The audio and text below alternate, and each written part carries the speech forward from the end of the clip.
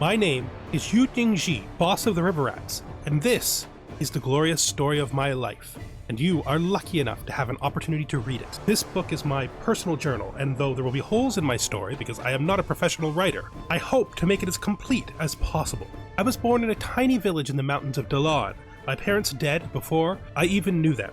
I was raised by two fools, liars, who made their way in the world by pretending to be people they weren't, and got caught and fled to the small village to save their lives. The first is Wang Duan, the clueless. He has pretended to be a courtesan, a court lady, and, finally, the wife of an official. And now, having been proven to have lied in each, has come into the mountain to escape her crimes traveling with a man named Tíngzhī, who made a living robbing people by pretending to be a magistrate. Tíngzhī did not care much for Wang Duan, and she did not care much for him, but pretending to be married made life slightly easier in the tiny rural village. They trained me to be a thief and expected me to steal for them so that they could make a living. As I grew older, I became tired of being their little undervalued pickpocket. So I told them they can either join me as I go down the mountain in order to found my own band of thieves, or they can stay in the village and rot. So come they did. And my dream is to return to the village one day with my river rats and make it a place where men can live free, be they bandits or farmers, without the worries of the nobles or other higher-ups telling them what to do. And I think such a place is not that far off, as long as those who think they're better than us don't get in the way. Hello and welcome, connoisseurs of Crusader Kings 3, friends of the channel and newcomers alike. We are here for the first time in a brand new slow play RPG. We are looking right now at the Kingdom of Dali, at Wang Duan Silian, who is effectively the king of Dali. Dali is southwest of the Song dynasty of the Bandit Haven, between all of the major powers of the region. During this period, the Kingdom of Dali is relatively peaceful. They have good relations with Song. Well, at least they have neutrality with Song. And they're dealing with their own internal political situation. If you look at the map, of course, you can see the little secret that's being hidden inside the introduction, and that is the fact that we will be playing as an unlanded character. But let's just talk a little bit. Very soon, something major is going to happen down here in the Kingdom of Dali, which is that this guy, Governor Gao, well, at least one of his close relatives, it might be his father. I actually think it's his father. They're going to make a play, and they're going to briefly take the kingdom over. Now, that's probably not going to be represented in our game, but that's the historical context. They have basically been ruling the kingdom for quite a long time, and they're going to make a power play. In actual history, that power play ends up very short-lived because none of the tribes will support them, and they end up accepting that they're always going to be the strength behind the throne. Their brief kingdom will almost immediately transform directly back into the Kingdom of Dali. Of course, all of that is more than 20 years away, which means it probably won't appear in our game. I picked this region because I sort of wanted a non-Song region to start this in, because my idea for this game is our friend here. This is our character. His name is Yu Tíngzhī. He is a bandit. Let's go down and meet him where he lives. Right now, he is here in Duanshan, where his little camp is staying to make some money. He was born up here in Dalan, a small village, among the many water sources begin up here in the mountains. And he was raised by these two foolish, unmarried, on and off again tricksters, criminals by nature. They brought him up as a bit of a scoundrel. For many years, as the introduction says, they depended on his youth and his ability to steal for them for their bread.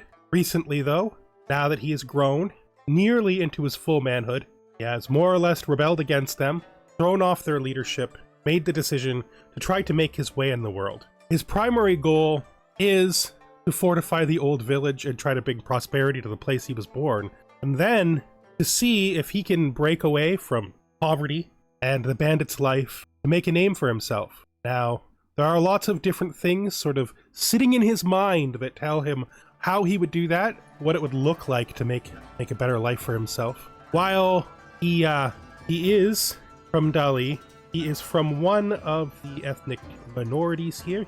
They are hill dwellers, mountain livers from this region. and it's uncertain to him whether or not his future is here or someplace else. In some ways, his reading of texts, especially of those from the Bandit of Heaven, have led him to believe that there might be more opportunity for him if he were to cross the border and use the money that he earns as a bandit to establish himself someplace in the hegemony of Song. But that is not the only possible outcome that he sees for his future. And right now, he just wants to focus on more or less establishing a bandit camp up the lawn where he was born. All right. To establish that permanent bandit camp, we're going to make use of, where is it? Found a holding. We're going to try to build a castle up there, which will basically represent us establishing our permanent bandit camp / our fortified village. That's the hope. Let's talk about each of us. Well, of course, we have our young man. We're going to shorten his name to Ji. So Ji here is, he is deceitful because he was brought up a thief, which means he has a tendency towards lying. He's also trusting. One of the reasons why he spent so much time listening to the two fools doing their bidding is because he always trusted they had his best interest at heart. And of course, he is ambitious. He wants to build a town. He wants to become greater. He wants to push out. Now, I did not pick these. What I did was I found an online generator that let me generate 3 separate characters, and then I picked one trait that I felt was appropriate for the theme of this game for each of the 3 slots out of the ones generated in each of those characters. So we picked Deceitful from the first random character, we picked Trusting from the second random character, and we took Ambitious from the third random character. We are 4-star Elusive Shadow. He was raised by 2 3-star Elusive Shadows. To me, that makes it seem pretty logical that he would be extraordinarily adept at subterfuge and thievery. He's all right with a weapon, but it's not his forte, and that means that we're going to have to build a team out if we want to do any military criminal type actions, because we don't really have the strength for that. Like this, I don't know how much chance we'll have at succeeding here, but we'll probably try it anyway. And we're a poet because we've been reading since we were young, and we've started to write ourselves, and that's really the anchor of his intellectual side. Although his knowledge isn't great right now, he's hoping to learn more as he explores and to express himself in words and memories of the places he goes. We're going to try to keep the first episode and possibly the second episode very confined. Now, one of the problems with being a adventurer is sometimes you have to travel really far to get actually get jobs, so we'll see if we can generate some jobs quickly. We're basically desperate for money, so we'll take whatever we can get. We're definitely not going to get married. We're only 16 years old, a little young. This is our Yu family crest. We're called the River Rats, and we have these 2 rats representing the fools. We are, of course, not realistically noble. Our Yu family name is basically, it's made up, it's imaginary, but it's to help us get leverage against people who consider that stuff to be important. And last but not least, we're a traveler. Although we haven't traveled far and wide, it's an enormous region, and we have basically worked our way around this area inside, just north of Dali, into the contested zone between Dali and Song, even probably a little bit down here, because I think there's a kingdom of Yongsheng here, I think? They're not really a kingdom. You know what I mean? No, I was thinking of that. I was thinking of Pangan. I was thinking where we have the Burmese people. If we look at our culture a little bit, just we want to get as much into as possible. Our culture speaks Burmese, but we have Chinese heritage, which I find is interesting. And the name randomizer gave us Chinese names, which is interesting since we speak Burmese. I think that's cool though. Like I said before, we're really hill and mountain forest, and we have malleable subjects. I don't know how long this is going to be important to us because we're going to be extraordinarily pragmatic. We're not the kind of people who take what's coming to us. We got plans, we got things to do, and concepts like culture and religion are malleable, but we will definitely talk about where we are right now. The other thing we should talk about is our religion. This is Acharyu. I had this written down. Acharya. So Acharya is a form of Buddhism that's sort of like a hybrid Buddhism of this region. Like very, very culturally diverse version of Buddhism. I don't think we're particularly faithful though, but we are what everyone else is, right? We claim to be what we are. There is a strong possibility though that he's starting to, from all of his reading, getting a little bit of Confucian leaning, only because pragmatically speaking, he probably identifies with with the idea that like self-betterment can that should lead to like advancement in society. And he's young, right? At this stage in his life, self-betterment pretty much means committing crimes. Later, it could mean a lot of other things, right? So for now, I think he's interpreting like, I want to call it dynamic self-interest is how he's interpreting like his idea of change and self-betterment. So let's talk about the two fools. We have Wan here, Wan the Clueless. She was a con artist. When she was just a child herself, she took him in, hoping to eventually turn him into a pickpocket, which he absolutely 100% did for a long time. Originally, she was a con artist who pretended to be an actress, but that stage of her life has long since passed. We can see that her traits are paranoid, arbitrary, and fickle, which means her personality is basically she doesn't like anything. She makes arbitrary decisions and she changes her mind all the time, so she tends to decide on something suddenly and then regret deciding it, which means that she constantly seems to act like she doesn't like anything, like she regrets all of life's choices and like life is leaving her behind. And she's of course paranoid because living a life of crime has taught her to be wary of other people. Mostly she helps him as a thief, and she used to be a lookout when he used to do pickpocketing. And the other of the two fools is Tíngzhī. Tíngzhī the trickster is deceitful, he is chaste, and he's diligent. He's hardworking for sure. He has spent a lot of time pretending to be a magistrate, and he has a bit of a reputation as a problem solver. He acts as the face for our operations when we're doing things that fall more under stewardship. He's really no better than me, but I'm just a kid. So he acts as our face when we do stewardship work. I think we're going to start. I mean, I want this more to be an introductory episode. We're going to play it for 30 minutes. Hopefully we could keep it consistent there. We have this ward head. So his name is Tíngzhī, and he wants somebody to do a boundary dispute. So the old fake magistrate is going to offer his services, and we're going to travel over there. It is a dangerous place. I forgot to do some stuff. I'm getting ahead of myself. I'm trying to actually play the game. Okay, so I've been thinking about this a lot. I kind of want to do blackmail schemes, and the best way to establish that for illegal money is to grab golden obligations. We're going to start on stewardship and then get off it as quick as we can. Right after we can get off of it, we'll switch over to here and we'll do schemer. I'm also very interested in doing wayfarer, but I think that's going to be like midlife for him when he starts actually traveling. At the beginning, we don't want to travel. We want to focus on building our fort, right? So let's just continue there.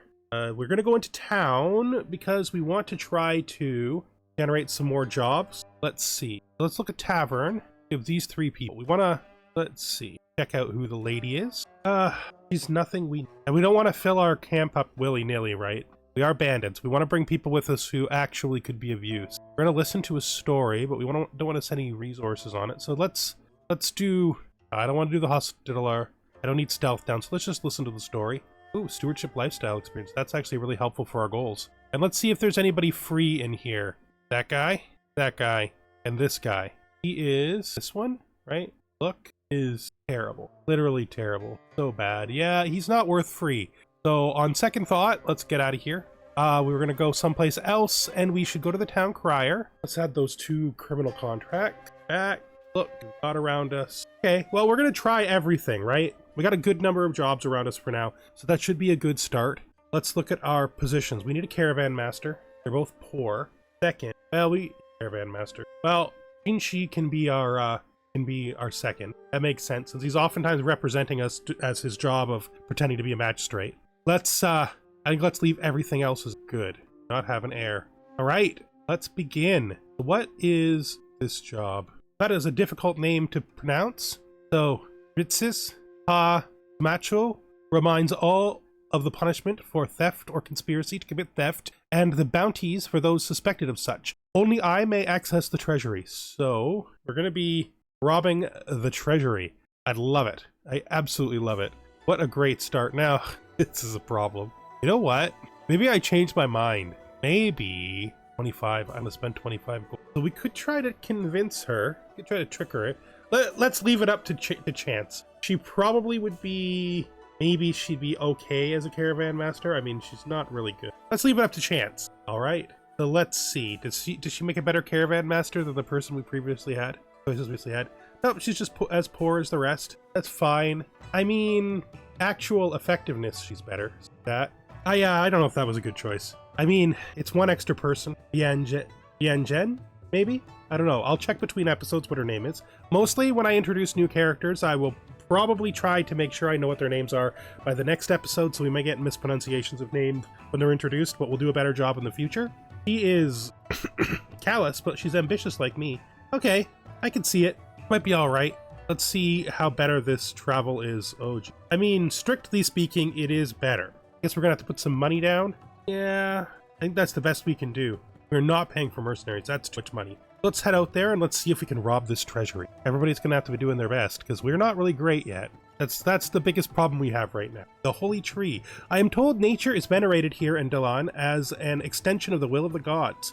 We watch as the locals adorn an old tree in fine materials and jewelry as if they were courting it. Many in my entourage are satisfied to watch from a distance, but I feel compelled to do something more. Fascinating. Have the tree burned. I don't feel like this is... You know, we're not... As a thought on the whole thing, what about fascinating? Didn't go anywhere, that's fine. Dangerous slopes. As we travel through Dalan, I take in the beautiful view. This is actually our home province. Or, I don't... Oh, this is, holding. This is our home holding. As we travel through Dalan, I take in the beautiful view from the mountainside. When I steal my eyes away to focus back on the stony path ahead, I realize we have been surrounded by a group of ruffians. A fearsome man, presumably their leader, steps in front of our caravan. Passing through these mountains will cost you. Don't care who you are. Anyone passing through my mountain pays. This is an area filled with bandits. The somewhat irony of this is, we do have a 70% chance of winning this. Thank goodness. What a fight. We're not fighters, but I mean, I'm a little tough myself. I'm not that bad in a scrap personally. But man, the fools are not fighters, and I don't think my caravan master is either. I think she's she's a bit of a tactician, not really a fighter, you know? Yeah. She's alright though. I mean, she's alright. I think we're gonna do balance, otherwise we won't really stand a chance. Yeah, as I guessed, the fools are good at thieving. Do I want her as an infiltrator just to speed it up a tiny bit, or would it be better if we just went all out for task? We want to get out of here as quick as possible, right? The longer we stay here, the more likely we're going to get caught. Thievery is definitely our in our wheelhouse, but man, we are negative piety. We are negative piety. That's fine. You know, that's fine. At least we didn't lose that money, right? When we fought those bandits, that could have went super bad.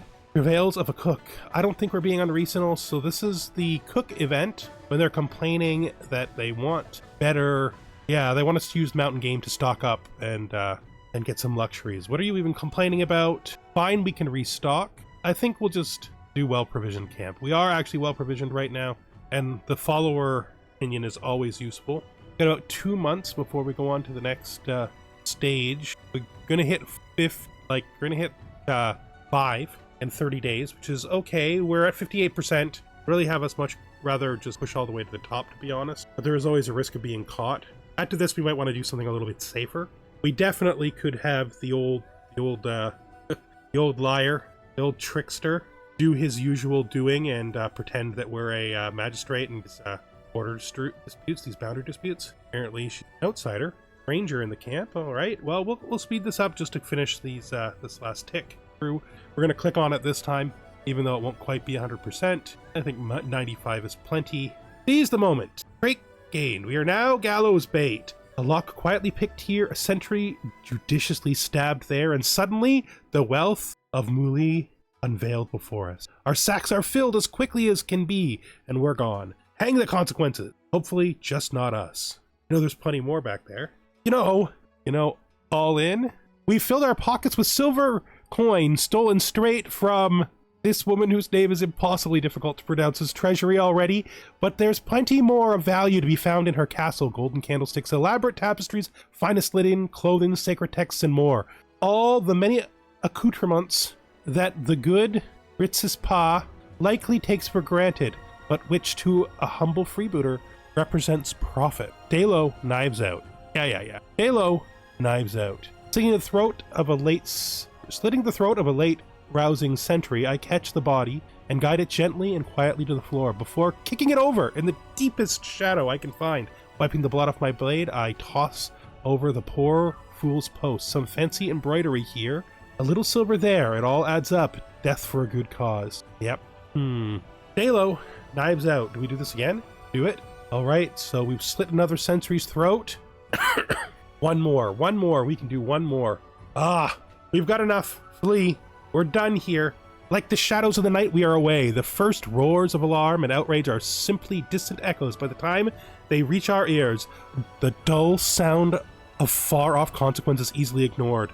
As we survey the glorious hull, the collected wealth of Muli stripped bare from its ladies' hulls and messily bundled at our feet. See, that's how you make money fast, right? You want to establish yourselves in a mountainous stronghold? That's how you do it. That's what you do.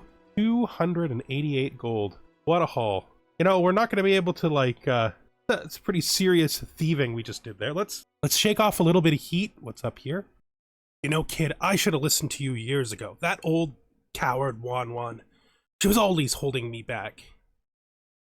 Yes, I know. Look how much money we made, and all we had to do was actually go out there and, you know, steal for real. Put our backs into it. Swing our swords. Exactly. She has been holding me back for years. Ha! And now, we have more money than I've ever seen in my entire life. Exactly. And if the plan to rebuild the old village into a bandit fortress works, then it'll be hard for them to come and take it back, no matter how much danger we get. Exactly. No one is going to be able to stop the river rats. That's for sure. Not now. Love the idea that we just, like, go up here and settle this for her. Oh no, this is a different person. Looks like it's the same person because they're both... It's a different person. I could barely pronounce that last person's name. This looked like it's odd, right? Let's go up here and try to settle her dispute. Let's go. I think we're going to be rich. No doubt about it. We're going to be super rich. Fortified knowledge. The high altitude and brisk air of Giantang has a very refreshing quality as we traverse the local hill fort. The soldiers in the valley below appear to be practicing some rare type of training technique. So they're practicing. We could pay... I don't know if we're ever going to lead battles. We may. Like, you never know where the future is going to lead you, right? That is the chaos of this kind of life. But I really think it's worth 5 gold for rough terrain exp. Nice. I actually really think that's worth it. And we've almost made our way to the boundary dispute. Arbitration, crumbling walls. The underlying problem in Diwu is the quite apparent, even from the underlying problem in Dawu is quite apparent from the outside the rotting gates. Its walls are in a terrible state. The main problem seems to be not recognizing this, but figuring out who here is actually going to pay to restore them. An expensive proposition that everyone agrees is necessary, and also someone else's problem. Okay, so here's our choices here. We have nobody who can do it. We could try to resolve it ourselves for 37 gold. I'm legitimately not sure where would you say the walls are weakest is implying. Is it implying do it? What's it come from? Because we're freebooters. Are we making threats? Well, I mean, it all turns out good for everybody, and we gain some provisions, so we don't need them. But I think good for all is good for me. So let's we burn this. That's what it is. I love it. Well, most of it, not the parts my followers are hollowing away back to camp of the river rats. No, those will stay nice and safe in my keeping. Was it honorable of me to sack a settlement that came to me for help just because I could? Perhaps not. But then, more fool them for offering such pay to someone they don't know in the slightest. She's happy enough with our solution. So, yeah, I guess if the local leader is perfectly happy with us sacking a town in order to deal with its wall problem, dispersing the population so nobody needs any walls anymore, I'm okay with that. That's actually kind of exciting to me. I think that's exactly appropriate. And with that, though, we're going to bring this first episode to an end. Thank you very much for watching. Oh, we got right. Oh, I needed him. What did he do? He was important. Well, I mean, I've already made all the money I need to build my little thing. The problem is, I can't exist without people in my camp. It's impossible. What are you doing to me? Right on the end. Well, the trickster, our fake magistrate, is dead, and I gotta tell ya, it's camp justice. Camp justice, right? It's gonna stress me out because I'm trusting, and I believed she wouldn't murder one of the two people we needed to do our work, but whatever, whatever. Fascinating technique. Yeah, we'll learn from it. A gruesome morning. By Buddha, there's been a murder! Who would wish death upon our thoughtful Tíngzhī? And why were they so brutal, my caravan master? Yan Zhen continues. Yes, indeed, who would ever dream of doing something like to this poor innocent, this woman? You're not even that angry. You just hate him. Indeed, whoever dreamed of doing something... Wan, look over there. Oh, oh, Tíngzhī. Someone has killed him. Yes. What a horrible thing to happen. Boss, have you seen? Seen what? Someone has killed Tíngzhī. Really? Well, let me take a look. You know, we're just assuming that it was murder. But look at him. No, she's right. These could be the wounds of an animal. Those are knife wounds. They look like stab wounds. Well, they say bears have talons like knives. Oh, well, there's no one in the camp. There was only the 4 of us. Clearly, whoever did this is on their way. So we should just put it up to bad luck. Let's break camp. And the body? Wan, gather some stones. We'll make a makeshift cairn, so the animals don't get to it. But boss, you heard what I said? Gather the stones. This to poor innocent Tíngzhī, Wan says. In the corner of my eye, I see her holding back a chuckle. This is the telltale work of a bear. No doubt about it. That's what bears do. They kill people with knives. Danger avalanche. What? This is like the worst sequence. I can't even end the episode because this stuff is all happening. After a long and arduous journey among the snowy mountains and peaks, I slowly warm myself next to the roaring fire in the local inn. While my 2 friends tend our caravan outside, suddenly there's a distant, powerful, and deep reverberating thud. Avalanche, someone yells. Before anyone inside gets a chance to react, the sound gets louder and louder until it crescendos with a great force, shaking the walls and the floor. After a heartbeat or an eternity, there is an even more dreadful silence. Hold on, I'm coming. Oh, boss, it's horrible. Didn't you hear? Well, I heard a terrible noise. What happened? There was a great avalanche, and the snow poured down from the mountains. Dozens of people are dead or missing. Oh, and Wan, she was carried away. I don't think... Say no more. Finally, after all of these years, I should have just left them behind. They probably would have murdered each other in the city. What? Well, I never said anything about it, but I always suspected that it was Wan that killed old Tíngzhī. And this certainly feels like karma. Well, once we get all the way down the mountain, back in Tuanshan, we'll start recruiting more people. Of course, boss. Whatever you say. You know, I did hate them. They did raise me poorly.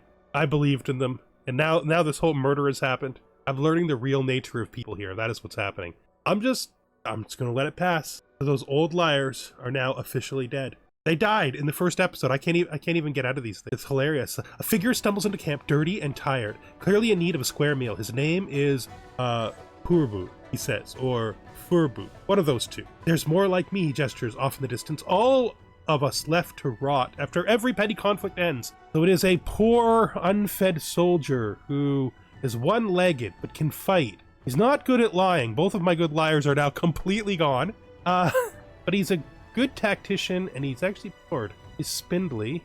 I mean, I could rob him, or I could let him join us. You know, after having lost 2 people, I think it's really correct right now. We'll have him join us. Am I going to get another event in the tiny bit of steps back to my camp? Because if I do, it would be hilarious. Oh, we're still on the 30-day wait. That's right. If we can finally get out of here and return to camp and end the episode. All right, thank you for watching, and I hope you join us in the next one. What an eventful end of the episode. We still have 2 followers, but they're utterly different people. I think we will send you a poem. No, we don't need to send you a romantic poem. That's not really a thing. Let's worry about that next time. Thank you for watching, and I hope you join me then when we continue the life of Yu Tíngzhī, boss of the River Rats. Goodbye for now.